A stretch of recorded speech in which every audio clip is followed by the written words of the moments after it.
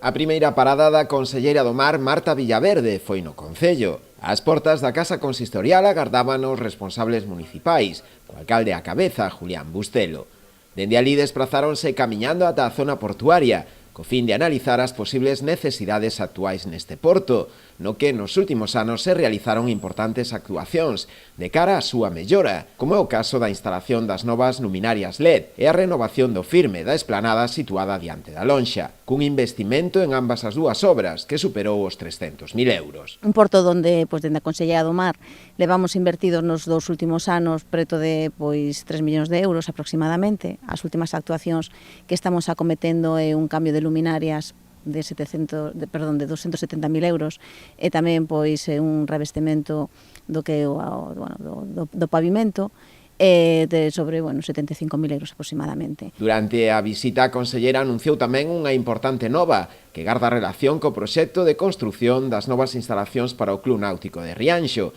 como é o informe favorable do Ministerio de Transición Ecolóxica, que permite avanzar na tramitación. Un informe que estábamos esperando desde fai moito tempo para poder acometer os seguintes actuacións, un informe que chegou esta mañán, un informe favorable con condicionantes do Ministerio de Transición Ecolóxica de compatibilidade coas estrategias marinas, co cal, vai nos a permitir ese informe, despois de que se xa estudiado polos técnicos,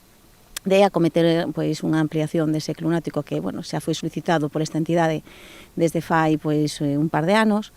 e tamén recibimos hoxe tamén informe favorable con condicionantes para poder facer tamén unha ampliación unha reordenación do porto pesqueiro. Na súa banda, o alcalde Julián Bustelo agradeceu á conselleira a visita. Agradecerlle á conselleira non só a visita, senón además a preocupación continua por los asuntos que atinxen ao sector do mar aquí en Rianxo, pero en xeral ao pobo de Rianxo, a zona portuaria e a distintas cuestións que compartimos, que teñen que ver con servizos, que teñen que ver con infraestructuras empregadas polo sector e polos veciños e veciñas. A última das paradas da titular de Mar en Rianxo foi na Confraría, onde mantivo tamén un encontro con representantes do Pósito para abordar as necesidades dos profesionais do mar neste municipio.